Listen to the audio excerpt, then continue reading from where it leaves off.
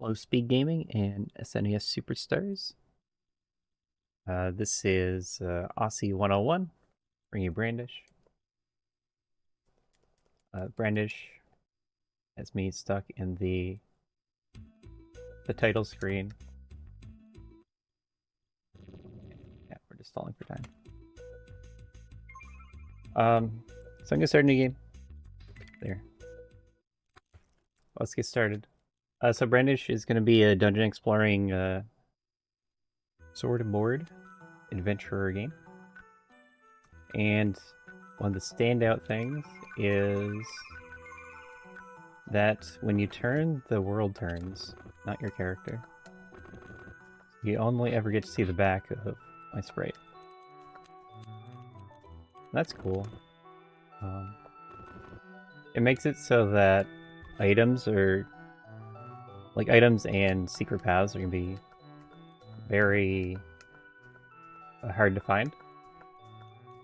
And then another thing that they're gonna do on top of that is not really make the secret walls very noticeable.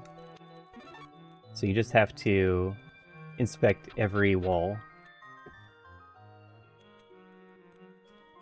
And, so there's the use button. I'm making heavy use of the jump button, but there's an interact and an inspect. And I think it's also called drop, but that's more of a PC98 feature.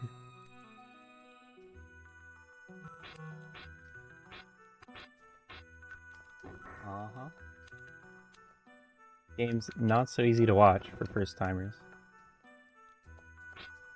Whoops.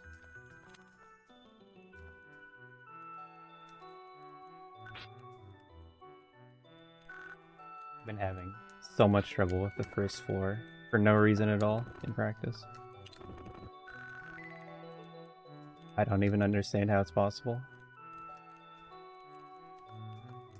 But we made it through the first floor.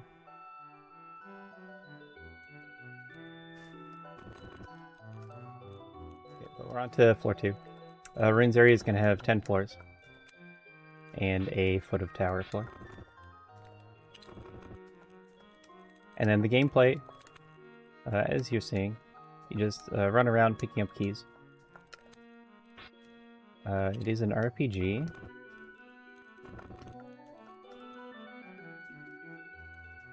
Okay, that was a maze. If you step in the wrong place, you fall down a floor. It's important to not fail the maze. That's a time loss.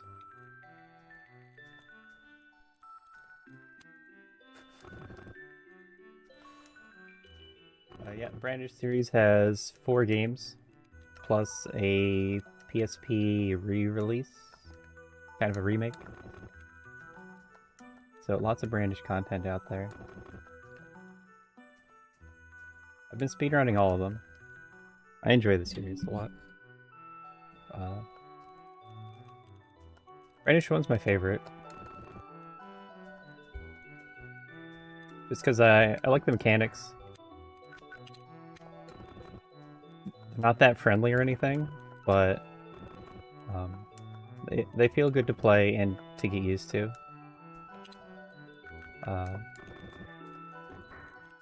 Like, you can see that you can just avoid all the enemies if you know how they're going to react.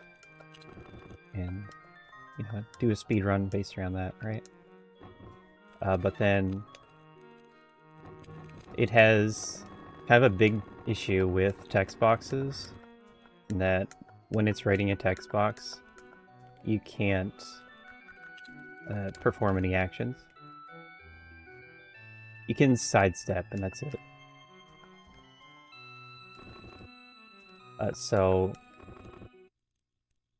if you get a level up just randomly, then you can't do anything at all until the text box goes away. And so it's built into the speedrun to just react to those. Because I can't really account for all the experience gains. Like the number of hits to kill an enemy is gonna be random.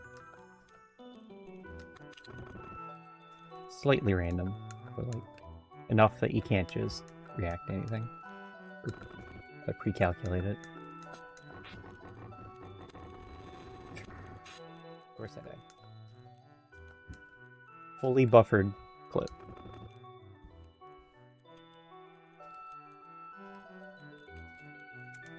That's okay.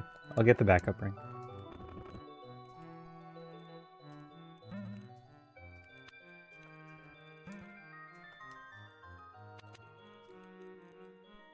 What was supposed to happen is you just walk through the boulder and not die.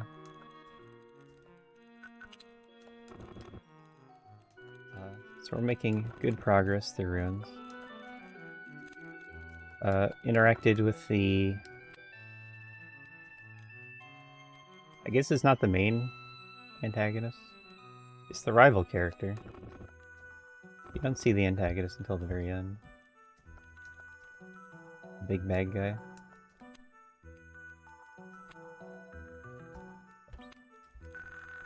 The enemy here is the dungeon itself.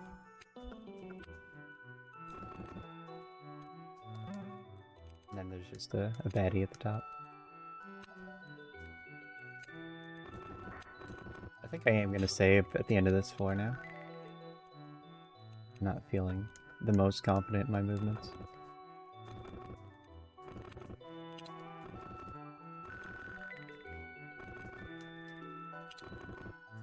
Yeah, we're in the pusher room. This room's kind of unique, or this floor, in that it's broken into 3 load zones. So there's also a Japanese release, which in fact comes before the US release. And it's a lot more glitchy to play on Japanese. So you can despawn all the enemies by messing with load zones. And that's again because of the text box system. Ow.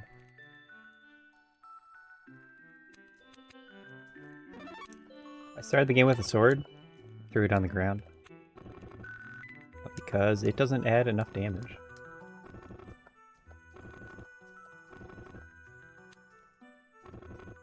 Sword adds like 1 damage. And that's nothing. Especially because I'm going to be level 1 for a while. Yeah. So these are 6-frame jumps.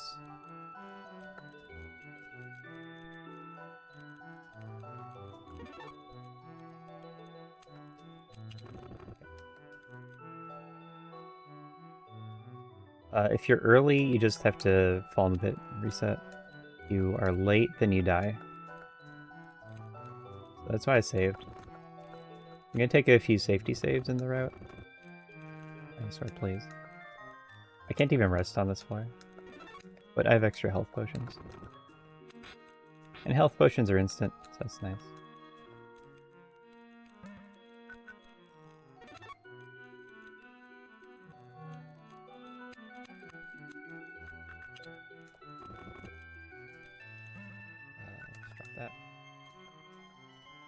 So a bunch of the floors have like thematic gimmicks. This one is that time doesn't pass, so you can't rest. Like, resting is how you heal, and it has time passing as you're resting. And so enemies are gonna be moving faster in the background. And resting is whenever the screen goes black. But on this floor, there's like dinosaurs around to show that it's timeless. And then the NPCs just never age if you talk to them. Oops. Here we have a teleporter maze, but they're mean about it and make a bunch of the rooms look similar to each other.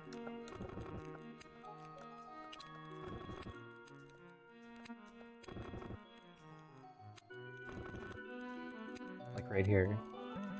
I just missed the key. and then I got teleported to a different room. So I had to fix that. And that meant that my my equipped item was the wrong one, because I picked them up in a different order than I'm used to.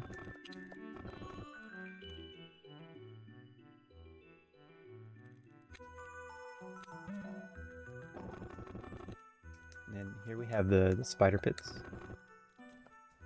There's a plaque on the very entrance to this floor. And I think it says something about spider legs. And that refers to each of the pits has more pits diagonally from them.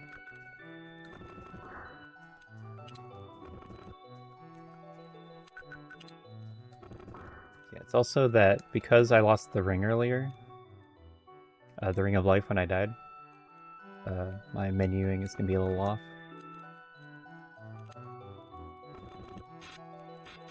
But my menuing wasn't going to be optimized anyway. And now I'm into the part where I start gaining levels.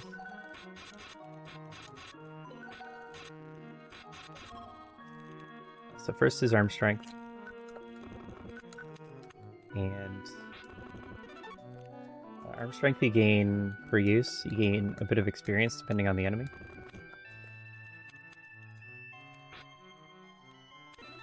Fine. There's 4 stats that you can level up. Arm strength is the main focus, but then level is another one I'm going to periodically try to raise. Because as you can guess, strength is damage, and damage is how you go fast. But then there's going to be a couple health checks. So I'll need a higher level for that to raise max health. Okay, so here's the backup.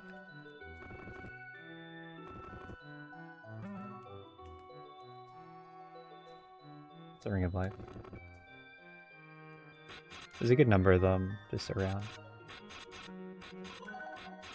The route has 2 extra Rings of Life, and that's because it's very likely to die to the final boss. So I just want to not need to reset the fight until I get a perfect fight.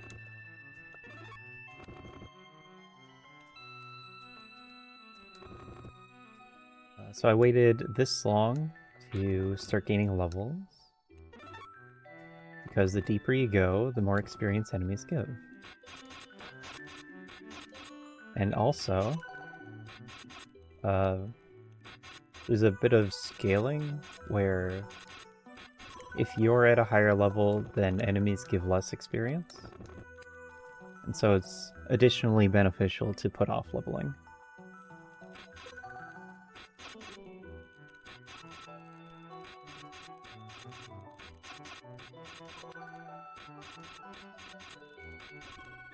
And so like some kind of low percent run is going to, or a glitched run, is going to really try hard to stay at level 1 as long as possible.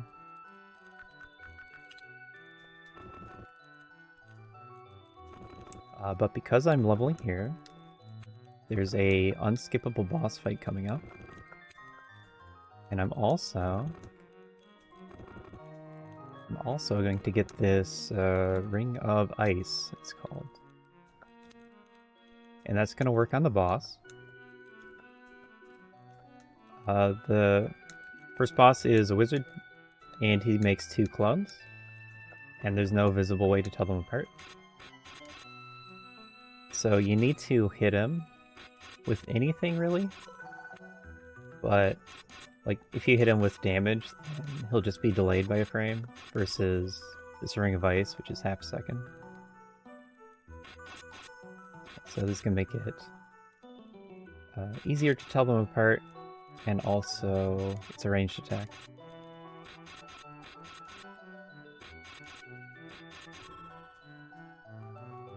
So rings are kind of interesting items, more so in Brandish too. We'll be showing them off a lot more there. I can't fight right there.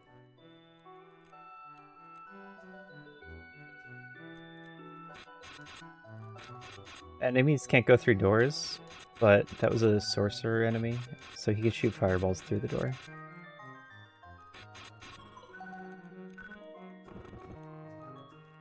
And then I'm pretty sure I'm killing extra dwarves compared to my route, so I don't need all of these kills. What we're going for is a balance between the time spent gaining levels and cycles on the boss. And then I'm also going to do another funny thing, because he's in the next room. Put on my sword. Buff my sword. Ring of Ice. I'm going to go into the menu, turn the game speed down.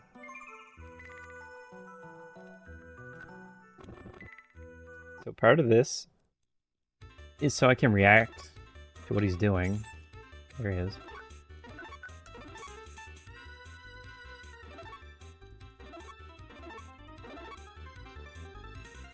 Oh, he's over there. Unfortunate.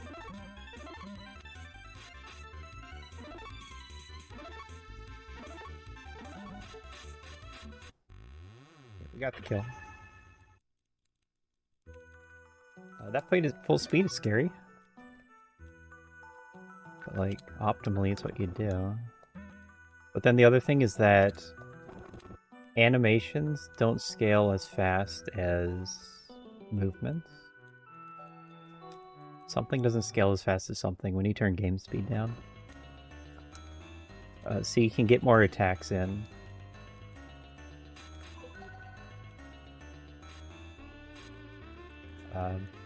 Between enemy attacks.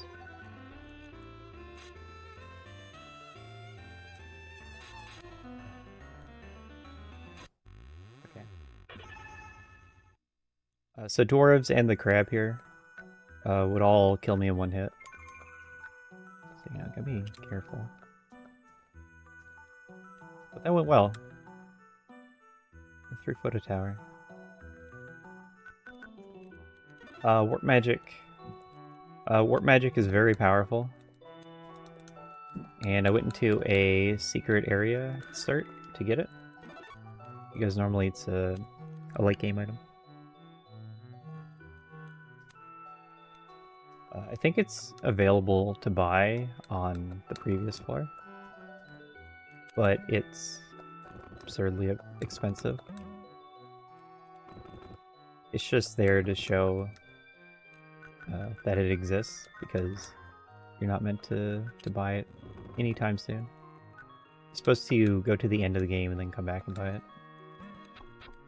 And then there's also some unique magics that are on the early floors that don't show up on the late floors. So you have to climb all the way down the tower. And that's for the level 2 magics. Like level 2 ice. Level 2 lightning, I think. There's like time stop and earthquake. They're cool, but certainly not practical.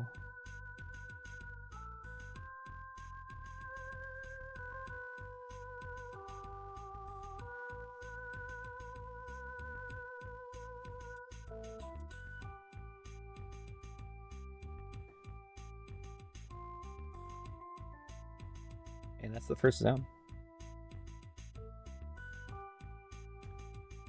The route, it's gonna have a lot of dodging enemies. That's the main thing you do. But then once I get halfway through, I'm gonna start using invisibility potions as the main way of getting around enemies. And I already used one, and that was to go into a teleport tile without getting hit by a dwarf. Next one, I don't know exactly when the next one is, but I'll use it when I need it.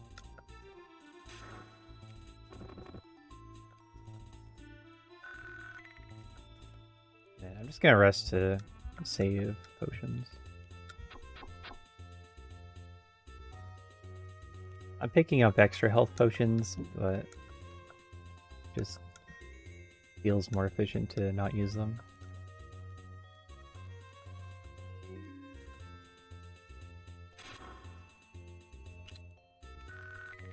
The amount of saber uses I have at this point is related to how much strength I had going into the lizard and crab fights. Because if the fights end sooner, as in fewer hits,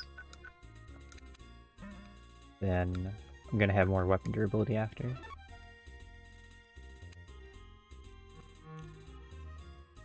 But also, I use a hardening potion. There it is. And those give between 10 and 20 durability to weapons. So there's RNG on that. And over the run, I'm going to use quite a few.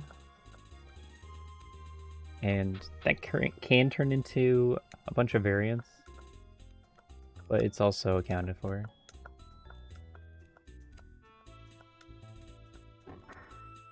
And jumps.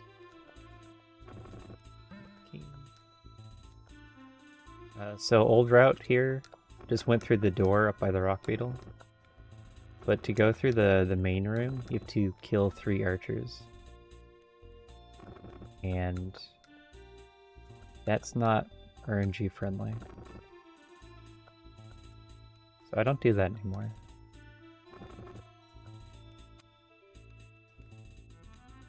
So partly because it depends on your weapon durability. And partly because it's very easy to die. There's also pits in the room.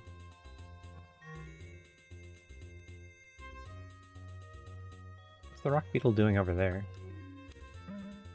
I think I've seen that before. It's not exactly on the teleporter tile.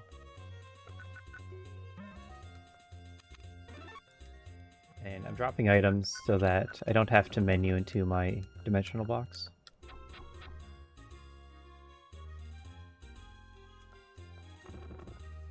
Because that's slow. We have gargoyles. There's gonna be many enemies I don't kill. But we're getting into enemies that sort of outscale my weapon. My saber. Archers are weak just because they're archers. But gargoyles are pretty tanky. In the PSP route, there is no early warp magic in the secret area. So on the floor after this one, there's some forced gargoyle kills.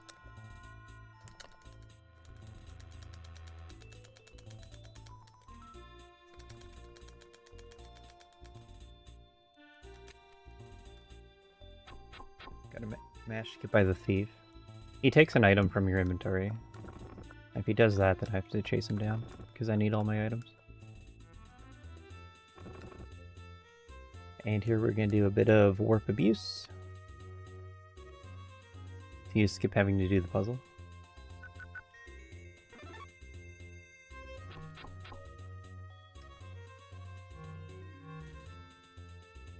So on Tower 8, there's a bunch of pits in the middle of the room that I walked around. And it wants you to go back and forth across a little... Like you go to one side and raise a bridge to connect to another door. And you go back and forth about 4 times. And that's slow. So skip all that. And then there's also a switch that you need to hit on one of the sides to disable a teleporter trap tile. And I instead warp around that at the end.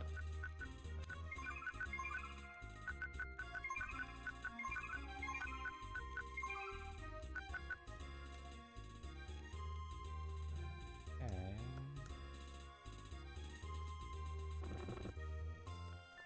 So now I gotta watch for archers.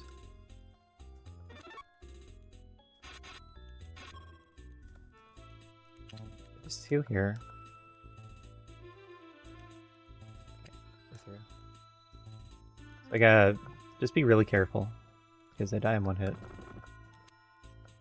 Which is the theme of the game. Well, Sorceress actually takes 2 hits. The Knight is 1 hit.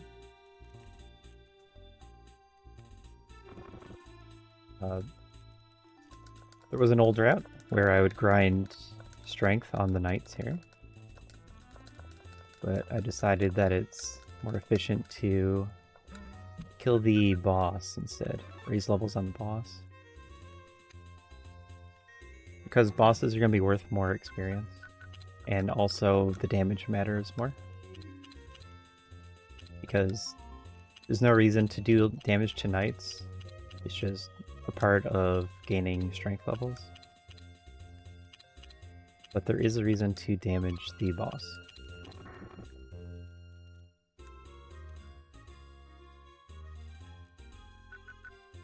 And go back.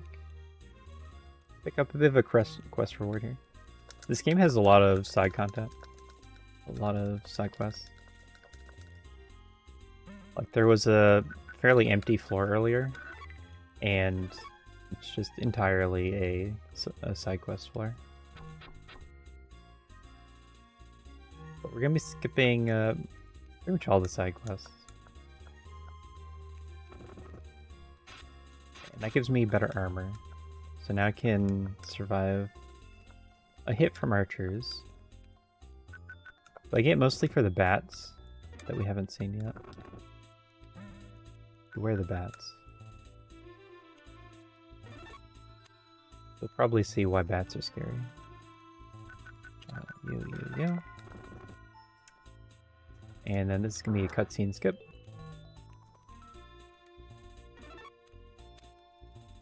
So here you meet Dayla again, which is right there.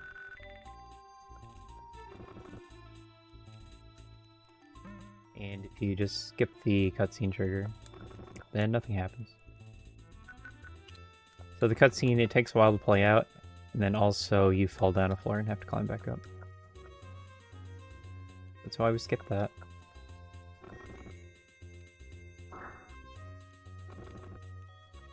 And then we are on Tower Top, and that means it's time for another boss.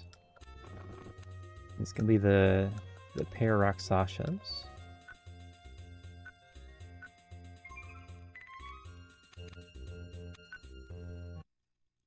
I don't ever die to this boss, but I did die the other day in practice.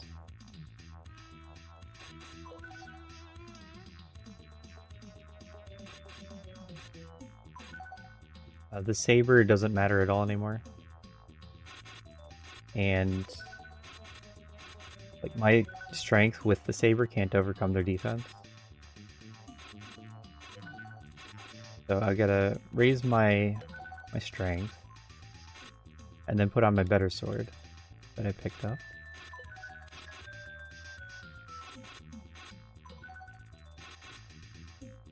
Yeah, the tech is to hit him from the side. And this is kind of the required way to play in Brandish too. That looks good. Put that on, drop that, put that on. That looked like enough damage. One of these is high in defense and the other is high in attack.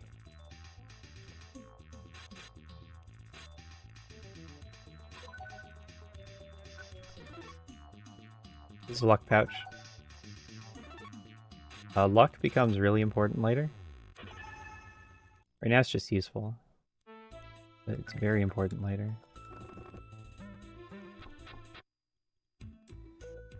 So when I get to the lobster bosses, the fight is going to be, like, it requires to manipulate luck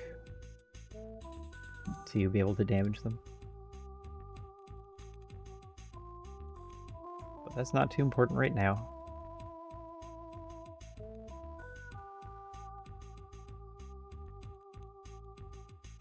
And then luck is going to be tied to the level stat.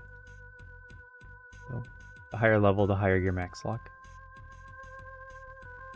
The other two stats I didn't talk about were, I think it's called intelligence and magic defense. But it's just magic attack and magic defense. And those don't matter in this run at all.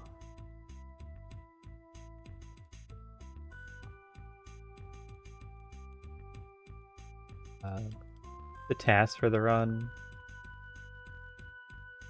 it depends on having low intelligence to kill a boss.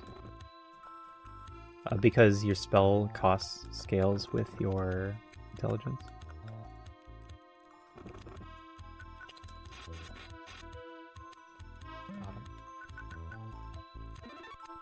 And then in many other Brandish games, there's often a need to grind magic resist. Uh-oh. Let me prepare better for the bats.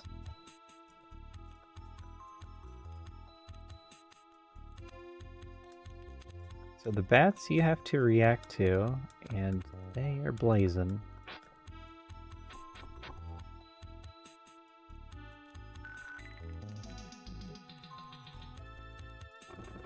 And it's usually 10, 9, and 8 that have the bats. There's a few more, but they become less important after 8. In cave, we're going to be counting down the floors.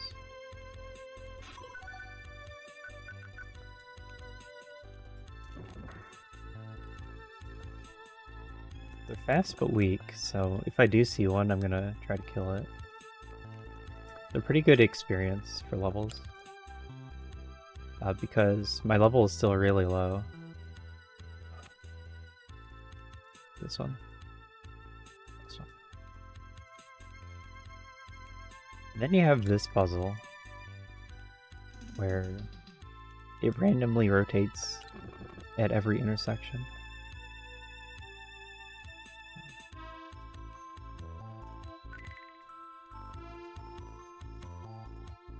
So, intentionally disorienting. You're expected to get used to the rotation by this point. That has to be it.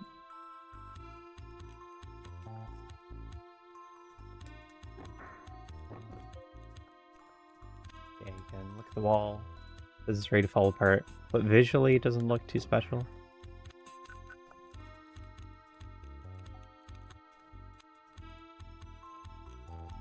Okay, so I do 2 rooms of bat dodging, and then I do 2 rooms of invisibility. Or I guess it's 3 rooms.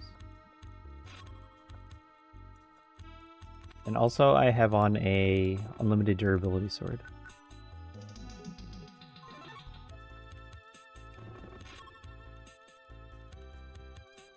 So this sword is really weak. But because of the boss grind, my damage is pretty okay.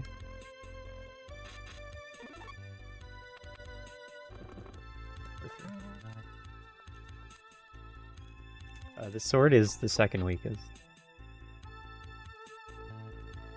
But bats they just have low health. So it's enough to kill bats, it's also enough to kill most skeletons.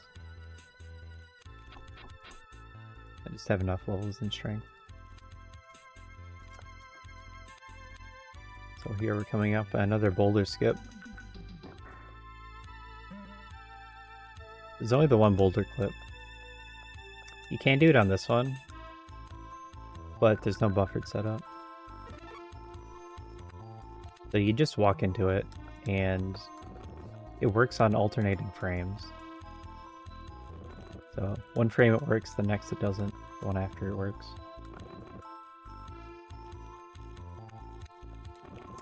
Here's a huge side quest turn-in point.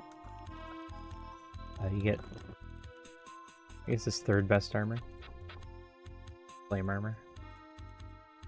And it's not too far out of the way.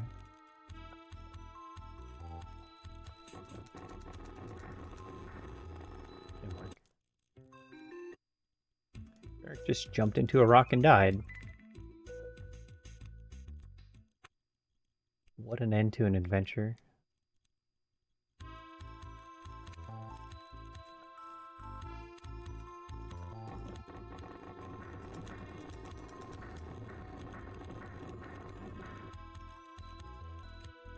The game autosaves every floor. And most of the time that's good. Good for a marathon run. because I don't have to save everywhere. Saving's slow. Saving is very slow. You don't want to be anywhere near Medusas.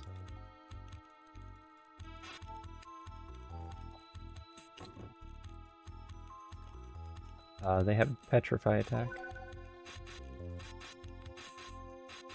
And also, they're good at anti-airing me.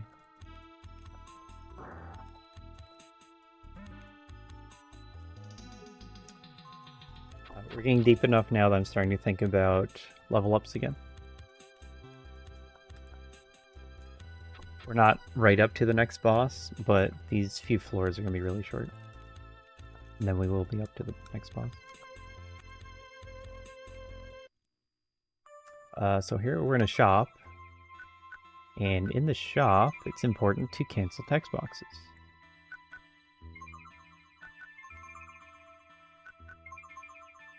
Yeah, my inventory doesn't look great. I have to find the items I'm trying to sell.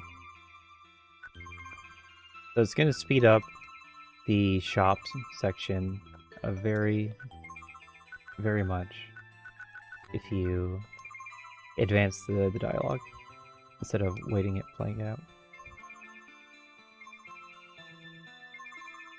And I do that with, I press right. And I also need a health potion. But now we're into the part where I have invisibility potions for everything.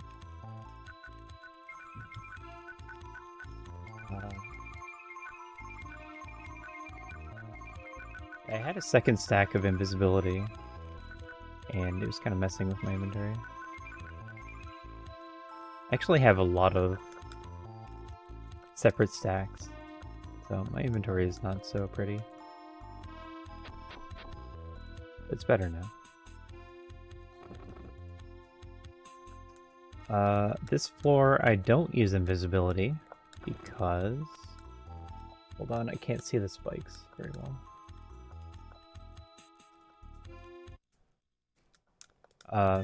So this floor is full of pits, and it's the type of pit that sends you back a floor. And it's also full of bats.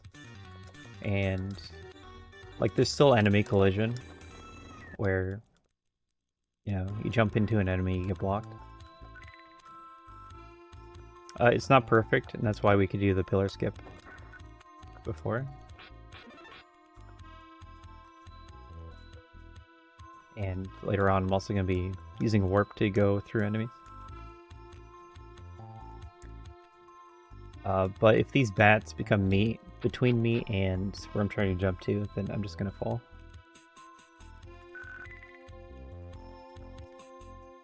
Okay, so now we're on 1. That means it's time to grind. And to do that, I'm going to use invisibility potions on these chimeras.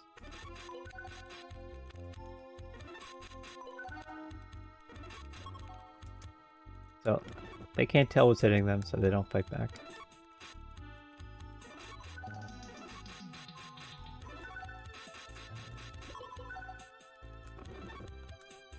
If you hit an enemy from the front, you tend to do less damage.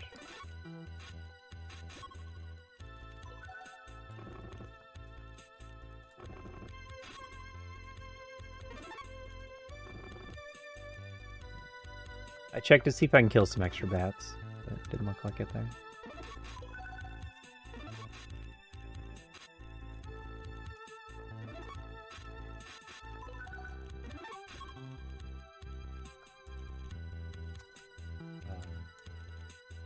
The level is tied to your kill count, effectively. And my kill count's pretty low.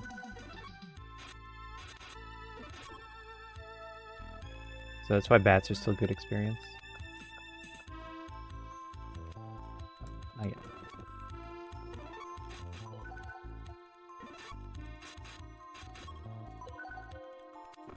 So yeah, we just got a bunch of levels from the grind session.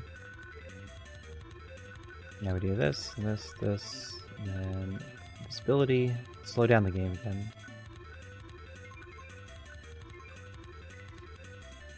This is another fast enemy, ninja.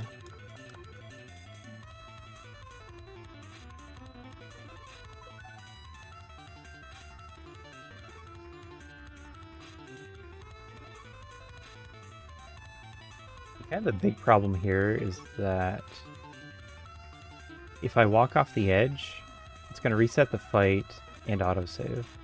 So I'm just going to lose all my resources.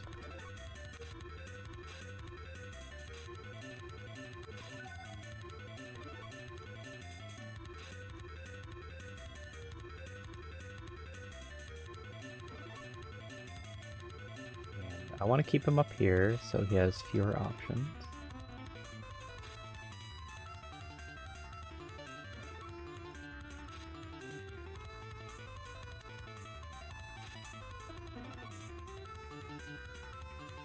This is the fight. He tries to juke me. And I hit him.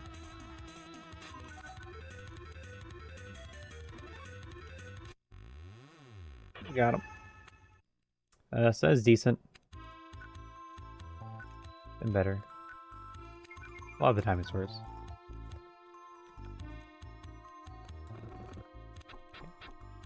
Now we're in a dark zone.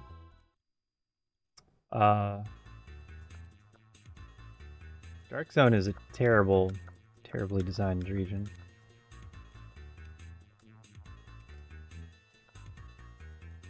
So I can't see the floor, but the floor is covered in pits. Oh, I'm surprised that jump went through. There's pits everywhere, so I have to pick a specific route through the room. Yeah, you can see that I jumped over some pits. And then here's the exit. Cool. And then Dark Zone 2 is far worse, because these pits drop me down to floor, and there's bats.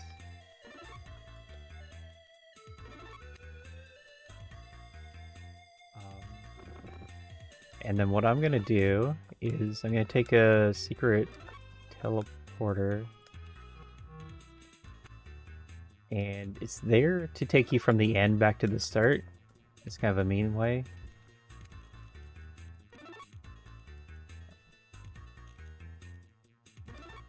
These enemies, though.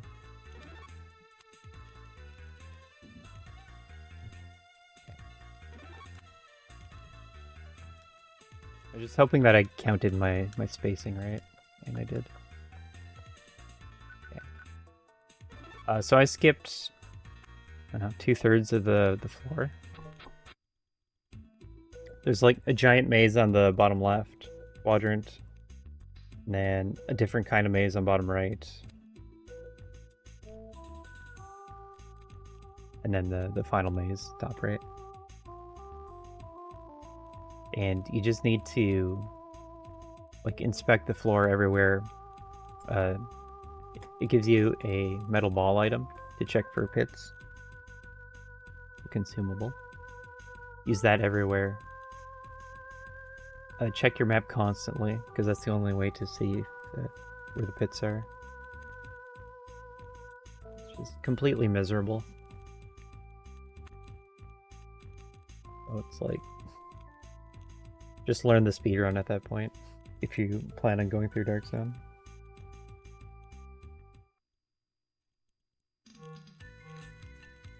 Everything before Ninja Fight's pretty good, though. Casually. Okay, some more shopping.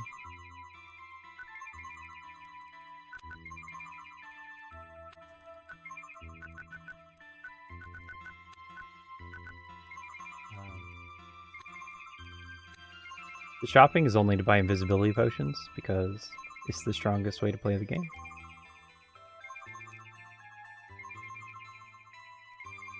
I also bought some health potions at one point, because I need just a couple, and they're cheap. So, there we go. More than enough invisibility potions.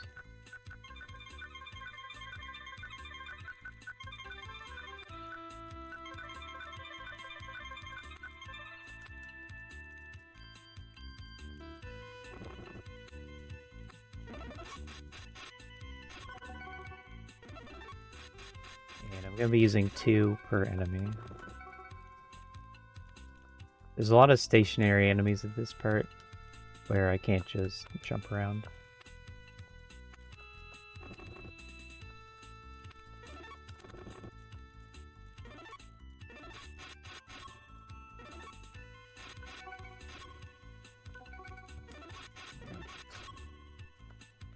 text box kept interrupting my invisibility use. And after it did, it's the second time I started to worry. Especially when the Chimera's turned to me. It's not... So this is the ninja room. Ninja is a basic enemy.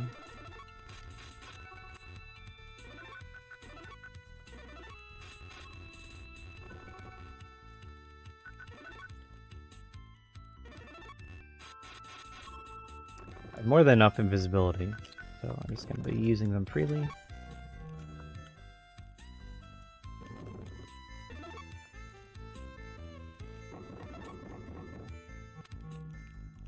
And then after you press the pillar switch to finish the puzzle,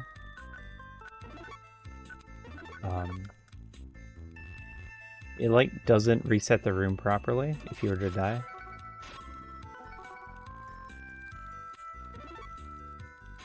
That's one way to just lose your file. It's like instant reset if you die after pressing the button.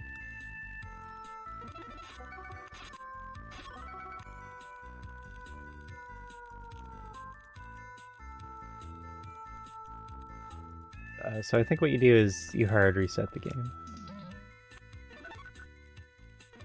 That should be okay. But like if you save after, then you're just stuck.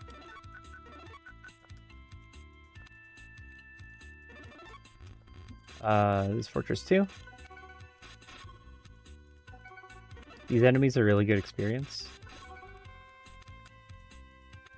But then we'll also see in just a second, as I use more hardening potions,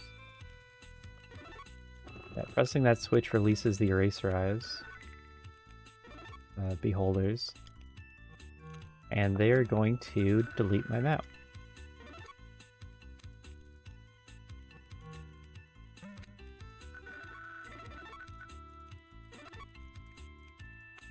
So, there's always one at the end that I run into. Here's one.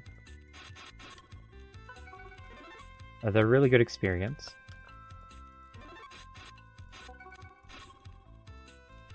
We're coming up on the part of the run where I need luck.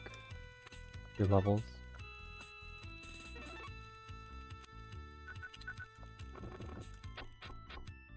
So this is the grind for the upcoming boss. That room and then this floor as well.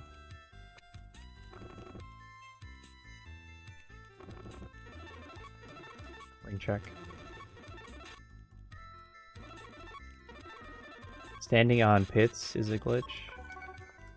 Pretty trivial to do. You just hold jump when you fall in the pit. And that'll be more important later.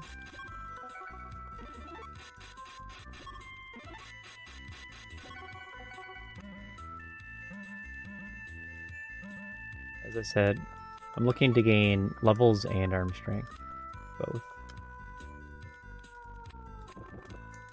Because the next boss has more defense, then you can raise your arm strength too, plus sword damage.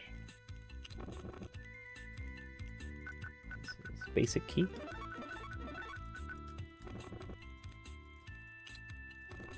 And then this is another puzzle. This puzzle, you need to fail it, and then it'll tell you the solution, but in a cryptic way.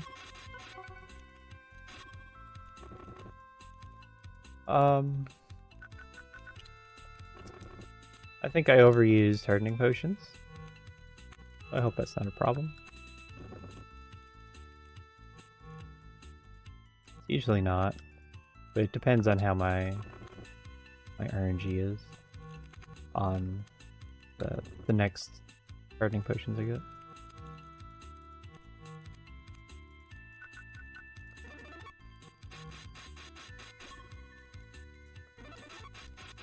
So here's a puzzle. You press 5 wall switches, and each one is going to raise a platform in the middle of the next room.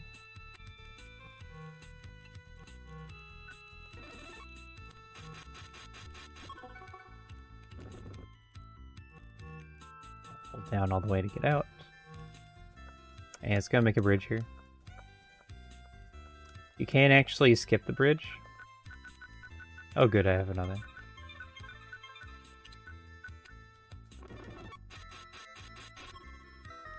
If you use 3 rings of life, you can skip the bridge.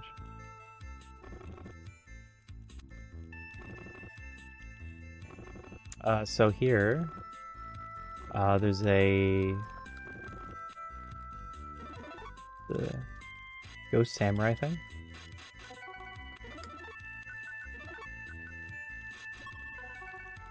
He goes for the counterattack. So we're gonna do that. And he's gonna drop the second best sword and armor. Okay, so we're gonna skip this. And that saves 40 seconds. Because it skips the entire maze part of the floor. Let's just do that and that. And then I'm going to save for this. Because this is Lobster Dance. They are extremely unpredictable.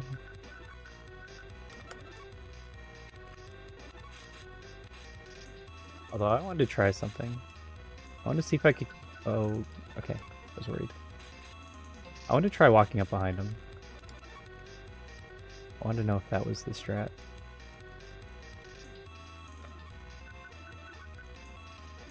But standing in the acid tiles, I don't like that. I only have so much health.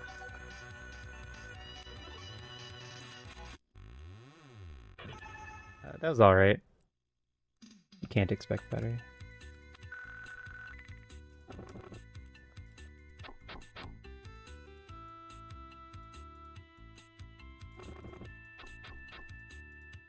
We continue.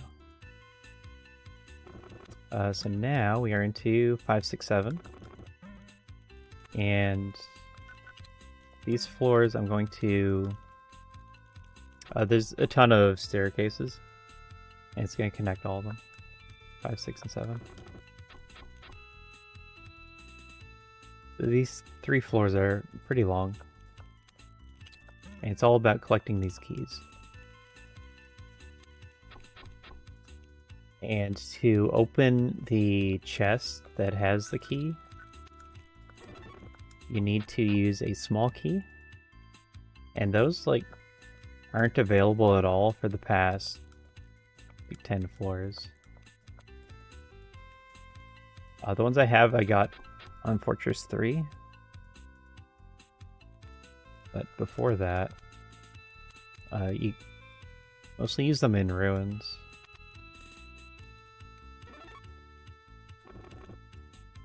So you have to be careful with your small keys.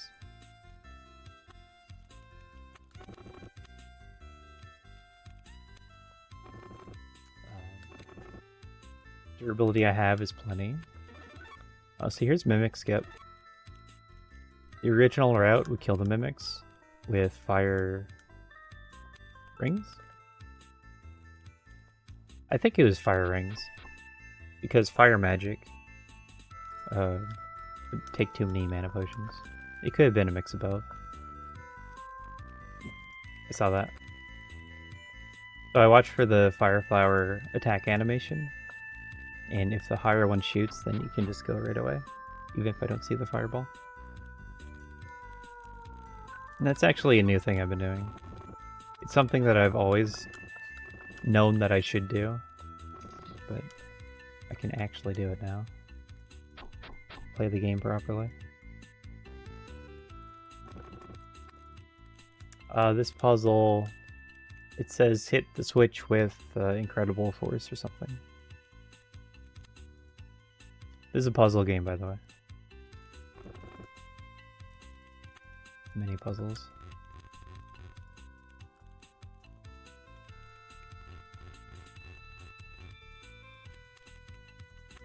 There's also a re-release slash port of a re-release. Originally came out on PC in '88. Then it was brought over to Super Nintendo, or Super Famicom. Starting with the Japanese release, and then they made a patch for it, and then brought it to English.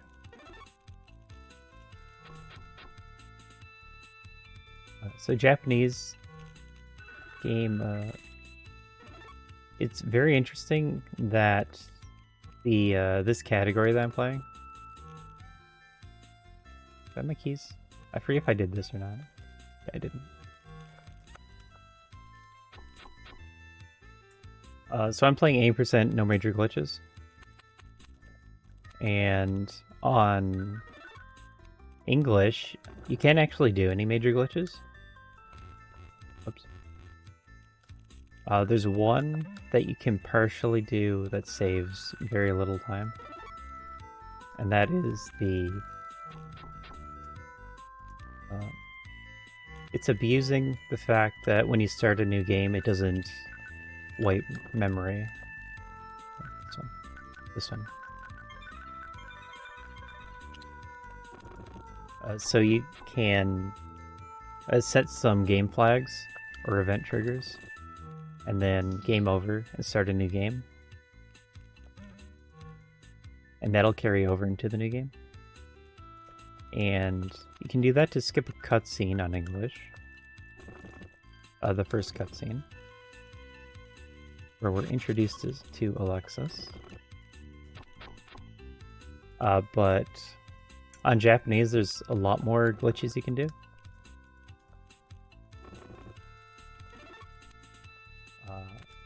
And that mainly comes from using text boxes in a stair transition, going between floors.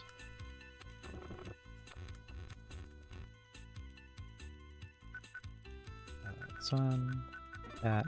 Okay.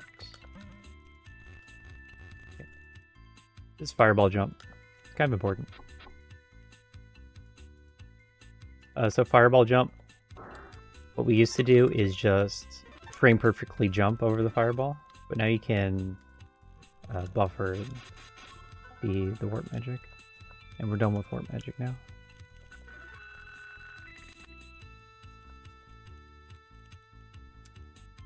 But on Japanese, you can use warp magic in a floor transition, and that'll let you warp anywhere you have vision on in the current floor.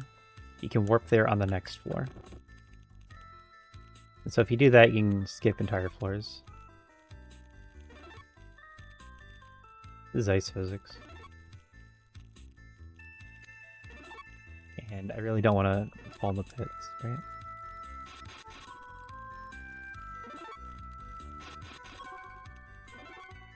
There's also a health check in a second.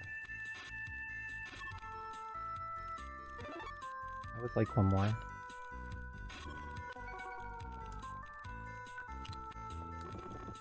That should be good.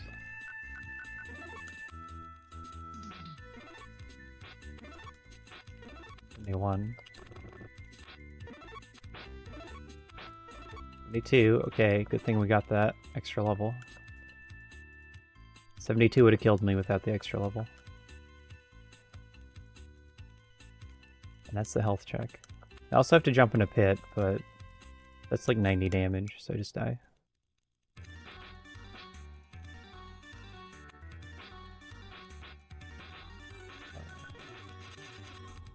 This is a good ending.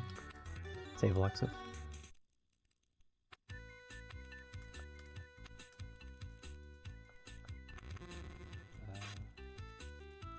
I think I often hear that when I turn my character, it looks like teleporting. But that's just spinning my character. In this game, the world moves instead.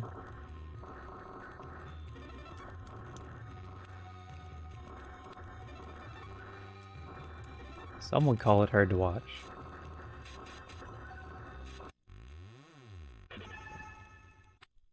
Second last boss down. So here's the ancient relic, the planet blasting. And you need that to damage final boss. And funnily enough, final boss doesn't look at your arm strength stat at all. But it does look at if you're using double magic. Double magic, I got that behind the wall shortly ago. You do double damage. And that's like saying your base damage is going to negate the enemy's defense, and then your double damage is going to just be full damage. And so it's actually a lot more than it sounds like. Okay. And then they kind of balance the remaining games in the series around that. Like Brandish 2 is going to expect that you have it, and then in other games they just nerf it. But that doesn't matter. I don't need to change message speed. This is final boss, so time is going to be as soon as he dies. So the first question is, do I die entering the room? It's close.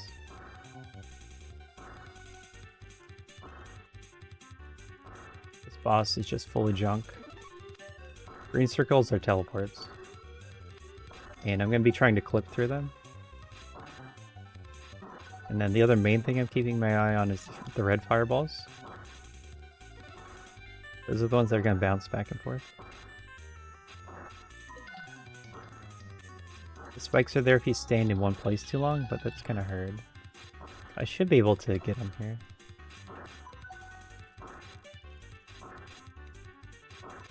Nope.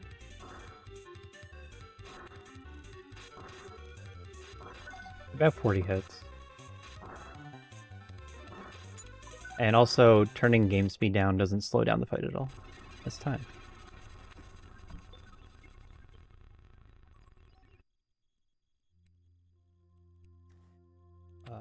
Yeah, turn game speed down doesn't slow down the fight because I can hit him twice per movement.